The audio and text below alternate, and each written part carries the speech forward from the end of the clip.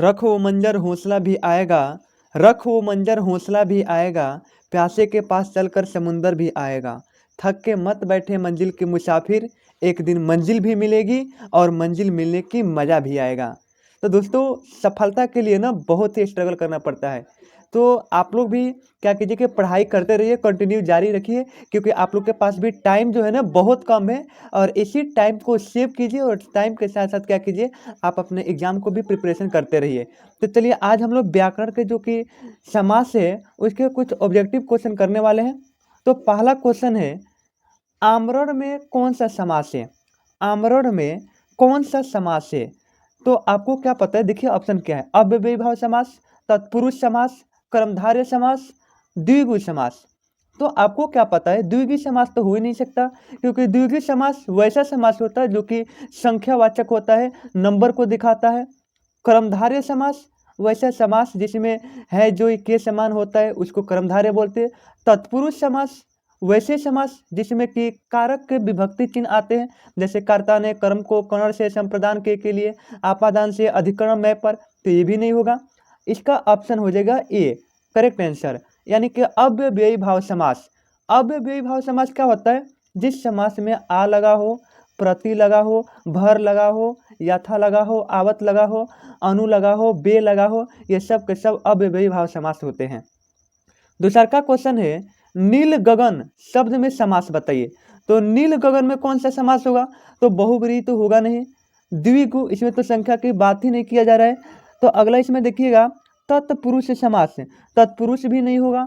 इसमें हो जाएगा कर्मधारय, यानी कि नील गगन, नीला है जो गगन, उसको बोलते हैं हम लोग कर्मधारय समास।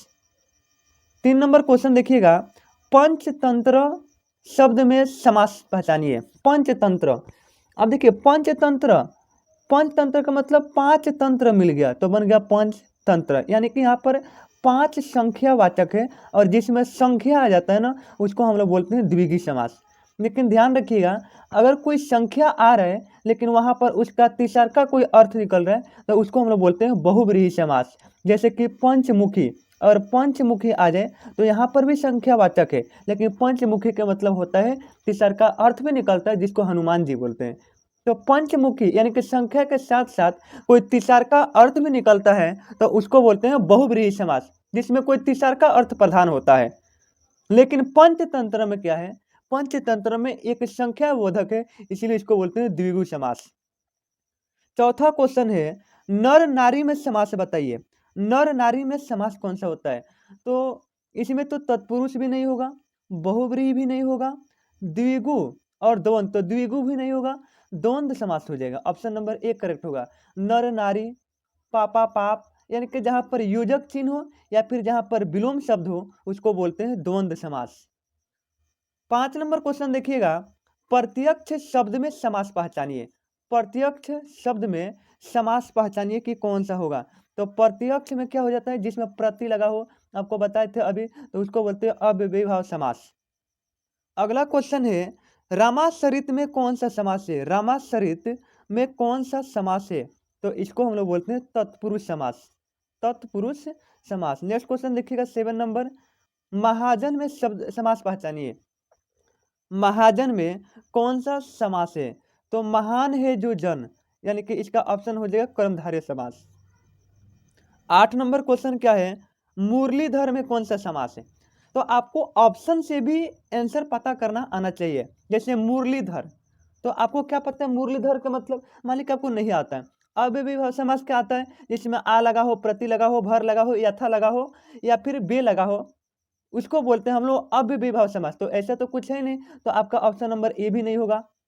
तत्पुरुष समास वैसे समास जिसमें कारक आते हैं, यानी कि कारक कितने होते हैं? 8 होते हैं। कर्ता ने कर्म को संप्रदान के लिए, आपादन से अधिकरण में पर, संबोधन है, अरे ओ, तो ये सब आता है, तो उसको बोलते हैं तत्पुरुष। तो ये भी नहीं है, तो तत्पुरुष भी नहीं होगा। उसके बाद से कर्मधारय है जो, के समान, ये सब आता है, तो कर्मधारय ये भी नहीं होगा। तो बहुव्रीहि क्या होता है? वैसा समास जिसमें शब्द का कोई नया तीसरा का सार्थक शब्द मिलता है और तीसरा का सार्थक शब्द ही प्रधान होता है, उसको बोलते हैं मुरलीधर। जैसे मुरलीधर, तो मुरलीधर का तीसरा का अर्थ निकलता है कृष्ण जी। 9 नंबर क्वेश्चन है, महादेव शब्द का समास छाटिए। महादेव शब्द का समास छाटिए। तो महादेव, महान है जो देव, जैसे कि उसको बोलते हैं हम लोग शिव जी को, तो इसमें भी क्या हो जाएगा, बहुब्रीहि समास। यानी कि जिस समास के कोई तीसरा का अर्थ निकले उसको बोलते हैं हम लोग बहुब्रीहि समास। 10 नंबर क्वेश्चन है, सिर दर्द शब्द में समास बताइए। सिर दर्द शब्द में समास बताइए क्या होता है। तो इसमें हो जाएगा ऑप्शन नंबर सी, तत्पुरुष समास। 11 नंबर क्वेश्चन है, राम श्याम में कौन सा समास है। राम श्याम अभी बताए जिसमें माइनस के चिन्ह जिसका नाम होता है योजक चिन्ह, अगर जिस क्वेश्चन में लग जाए तो समझिए वो हो जाता है आपका द्वंद्व समास। यानी कि वो विलोम शब्द भी हो सकता है, जैसे माता पिता भाई बहन ऊपर नीचे आगे पीछे, यानी कि सब के सब क्या हो जाता है इसमें, यानी कि जिसमें योजक चिन्ह लगा होता है उसको बोलते हैं द्वंद्व समास। तो इसका ऑप्शन नंबर डी करेक्ट हो जाएगा। 12 नंबर क्वेश्चन है, घुड़सवार बताइए घुड़सवार में कौन सा समास है। तो घुड़सवार का मतलब क्या होता है, घुड़सवार यानी कि जो घोड़ा की सवारी करता हो उसको हम लोग क्या बोलते हैं, घुड़सवार। तो इसमें क्या हो जाता है, घोड़ा पर सवारी। तो इसमें होता है अव्ययीभाव समास, या फिर बहुब्रीहि समास, या फिर तत्पुरुष समास, या फिर कौन सा समास होगा आप लोग बताइए। तो इसका आंसर क्या हो जाएगा, तो इसका आंसर हो जाएगा तत्पुरुष समास। यानी कि ए बी पर भी टाइपिंग मिस्टेक है। 13 नंबर क्वेश्चन देखिएगा, आपका 13 नंबर क्वेश्चन है कि बेकाम शब्द में समास पहचानिए। बेकाम, बेकाम में समास कौन सा होता है। तो देखिए बहुब्रीहि तो होगा नहीं क्योंकि इसमें तीसरा का अर्थ मिलता है। द्विगु इसमें संख्यावाचक होता है। कर्मधारय है जो के समान होता है। अव्ययी समास, अव्ययी भाव समास जिसमें बे आ जाए, जिसमें आ जाए, जिसमें प्रति आ जाए, जिसमें भर आ जाए, जिसमें यथा आ जाए, जिसमें यथा आ जाए, आवत आ जाए, ये सब के सब होते हैं आपके अव्ययी भाव समास। तो ऑप्शन नंबर हो जाएगा इसमें क्या, इसमें हो जाएगा आपका बी। 14 नंबर क्वेश्चन है, दानवीर में समास बताइए। दानवीर में कौन सा समास है। तो इसका आंसर क्या हो जाएगा, दानवीर यानी कि जो दान करता हो तो उसको बोलते हैं हम लोग तत्पुरुष समास। ऑप्शन नंबर बी करेक्ट हो जाएगा। 15 नंबर क्वेश्चन है, नीलांबर में कौन सा समास होता है। नीलांबर में समास पहचानिए जल्दी से क्या होता है। नीलांबर में कौन सा समास है। तो इसमें नीला है जो अंबर, नीला है जो अंबर, तो इसमें हो जाता है कर्मधारय, जिसकी पहचान है जो के समान ये सब आता है तो उसको बोलते हैं हम लोग कर्मधारय समास। अगला क्वेश्चन है, मुख कमल में कौन सा समास है। मुख कमल में कौन सा समास है। तो इसको बोलते हैं हम लोग कर्मधारय समास, कर्मधारय समास। अगला क्वेश्चन देखिएगा 17 नंबर, बहुत अच्छा क्वेश्चन है। चौराहा में कौन सा समास है बताइए। चौराहा में कौन सा समास है। तो चौराहा में देखिए आ जाए क्या, जैसे कि चौराहा आपको पता क्या है कि संख्या की जिसमें बोध होता है, संख्यावाचक जिसमें संख्या की बोध होता है, जिसमें कि जैसे कि चौराहा, तो चौराहा किसको बोलते हैं, चार राहों के समारोह, चार राहों के समारोह को बोलते हैं चौराहा। तो जिसमें संख्या तो उसको बोलते हैं द्विगु।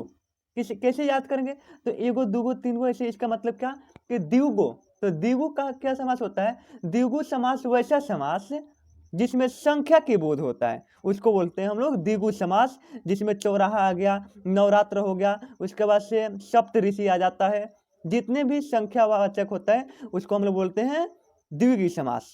जैसे नवरात्र में कौन सा समास, तो द्विगु समास। त्रिकोण में कौन सा समास, तो आपके आ जाएगा द्विगु समास। लेकिन याद रखिएगा चतुर्भुज में कौन सा समास होगा। तो चतुर्भुज में कौन सा समास होगा, तो चतुर्भुज हो जाएगा बहुब्रीहि का, क्योंकि चतुर्भुज के चार भुजा है जिसको उसको बोलते हैं चतुर्भुज, जिसका तीसरा का अर्थ निकलता है जिसको हम लोग बोलते हैं विष्णु जी को। 19 नंबर क्वेश्चन देखिएगा, दाल चावल शब्द में समास पहचानिए। दाल चावल अभी बताए, दाल चावल ऊपर नीचे आगे पीछे भाई बहन माता पिता ये सब के सब हो जाते हैं द्वंद्व समास, जिसमें योजक चिन्ह लगा है। त्रिलोचन, त्रिलोचन किसको बोलते हैं, त्रिलोचन आपको पता होनी चाहिए। यानी कि त्रिलोचन का मतलब तीन है लोचन जिसके, तीन है लोचन जिसके, मतलब इसमें कौन सा समास हो जाएगा, बहुब्रीहि समास। जिसका तीसरा का अर्थ निकलता है उसको हम लोग बोलते हैं बहुब्रीहि समास। तीन है लोचन जिसको बोलते हैं हम लोग त्रिलोचन, यानी कि शिव जी को बोलते हैं, तो बहुब्रीहि समास।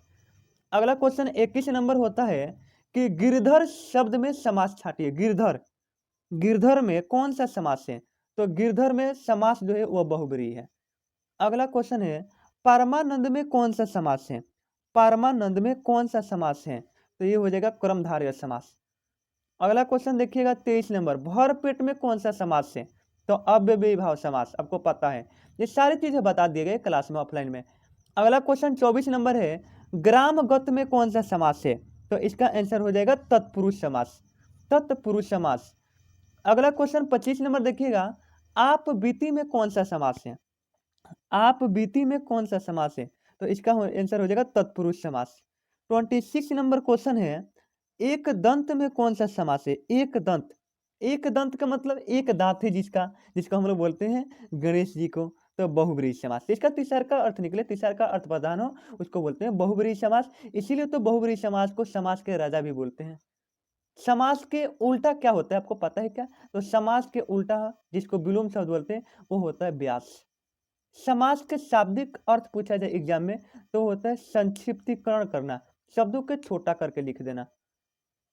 27 नंबर क्वेश्चन है, पंच पात्र में कौन सा समास होता है? बताइए, पंच पात्र में कौन सा समास होता है? तो इसका आंसर होता है पंच पात्र, मतलब 5 पात्र के समारोह को बोलते हैं पंच पात्र। तो संख्यावाचक तो द्विगु समास। नीलाशव में कौन सा समास है? तो इसका आंसर हो जाएगा कर्मधारय समास। नेक्स्ट क्वेश्चन देखते हैं 29 नंबर, खारा खोटा में शब्द में समास पहचानिए। खारा खोटा में कौन सा समास है? तो इसका आंसर हो जाएगा द्वंद्व समास, जिसमें योजक चिन्ह लगा हो उसको बोलते हैं द्वंद्व समास। जलज शब्द में समास छांटिए, कौन सा समास हो जाएगा? तो जो जल के धारण किए होते हैं विष्णु जी, जिसको बोलते हैं बहुब्रीहि समास, तीसरा का अर्थ प्रधान हो। 31 नंबर क्वेश्चन है, आनंद दमग्न में कौन सा समास है? तो इसका आंसर हो जाएगा तत्पुरुष समास। नेक्स्ट क्वेश्चन, नेत्रहीन में कौन सा समास है? नेत्रहीन में कौन सा समास है? तो नेत्र से हीन, आपादान तत्पुरुष समास, बिल्कुल अलगाव की बुध होता है। नेक्स्ट क्वेश्चन, नीडर में कौन सा समास है? नीडर, तो नीडर में जो समास है ना, नीडर किसको बोलते हैं? नीडर में कौन सा समास है? तो नीडर, तो नीडर में जो समास होता है वो होता है आपको कौन सा समास? तो अव्ययीभाव समास, अव्ययीभाव समास, ऑप्शन नंबर सी। 34 नंबर जो क्वेश्चन है उसका देखिएगा, महाविद्यालय में कौन सा समास है? महाविद्यालय में कौन सा समास है? तो ये हो जाएगा आपका कर्मधारय समास, महान है जो विद्यालय। अगला है, त्रिवेणी में कौन सा समास है? त्रिवेणी में कौन सा समास है? त्रिवेणी, तीन वेणों की समारोह, तो संख्यावाचक तो द्विगु समास। सिंपल सिंपल क्वेश्चन पूछे जाते हैं बिहार बोर्ड के एग्जाम में, आपको एकदम बिल्कुल समझ कर, बिल्कुल याद करके जाना है, आप दिमागों में रख करके। अगला क्वेश्चन है 36 नंबर, कि राजदंड में कौन सा समास है? राजदंड में कौन सा समास है? तो इसका आंसर हो जाएगा तत्पुरुष समास।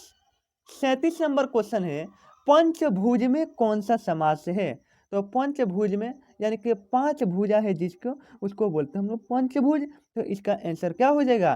तो इसका आंसर हो जाएगा द्विगु समास, जिसमें संख्या बोध करता हो, संख्या वाचक हो। 38 नंबर क्वेश्चन है, अनुरूप में कौन सा समास है? अनुरूप में कौन सा समास है? तो इसका आंसर क्या हो जाएगा? अव्ययी भाव समास, जहां पर अनु लगा हो, आ लगा हो, प्रति लगा हो, उसको बोलते हैं अव्ययी भाव समास। 39 नंबर क्वेश्चन है 39 नंबर, ग्रामगत में कौन सा समास है? ग्रामगत में कौन सा समास है? तत्पुरुष समास हो जाएगा। लास्ट क्वेश्चन देखिएगा 40 नंबर क्वेश्चन, पुत्र पुत्री में कौन सा समास है? तो इसमें हो जाएगा पुत्र पुत्री योजक चिन्ह विलोम शब्द अगर आता है तो उसको बोलते हैं द्वंद्व समास। अव्ययी भाव तो होगा नहीं, कर्मधारय है जो के समान होगा नहीं, तीसरा का अर्थ प्रधान होता है होगा नहीं। तो समास के ये सारे क्वेश्चन होते हैं जो कि टोटल 6 प्रकार के होते हैं। आपको पता है समास कौन कौन सा? तो अव्ययी भाव समास, तत्पुरुष समास, कर्मधारय समास, द्विगु समास, द्वंद्व समास, बहुब्रीहि समास। सभी समास के राजा हम लोग बहुब्रीहि को बोलते हैं। समास के जो शाब्दिक अर्थ होता है उसको बोलते हैं हम लोग संक्षिप्तीकरण करना, चीजों को छोटा करके लिख देना, इस समास कहलाता है। समास के उल्टा व्यास होता है। और समास का मतलब जब दो या दो से अधिक शब्दों को मिलाकर नया सार्थक शब्द प्राप्त होता है उसी को बोलते हैं समास। इसका डिफिनेशन भी एग्जाम में पूछ लिए जाते हैं, इसलिए आपको याद करके और बिल्कुल अच्छे से चीज़ों को समझ करके आपको एग्जाम देने जाना है। और मन लगाकर ऐसे ही पढ़ाई करते रहिए। कहते हैं ना कि मन से हारा हुआ व्यक्ति जो होता है ना, वो कभी नहीं जीत सकता, लेकिन अगर तन से हारा हुआ व्यक्ति जो है ना, वो फिर से जीत सकता है कहीं न कहीं। तो पढ़ाई जो होती है ना दोस्तों, शिक्षा वो होता है जो कि कहीं न कहीं आपको हमेशा मदद करता है। तो बोलते हैं कि शिक्षा की जड़ें जो होती है ना, कड़वे तो होती है, लेकिन फल जो होता है ना, इसका रिज़ल्ट बिल्कुल मीठा होता है। तो चलिए मिलते हैं फिर से नेक्स्ट वीडियो में इसी उमंग के साथ। जय हिंद, जय भारत।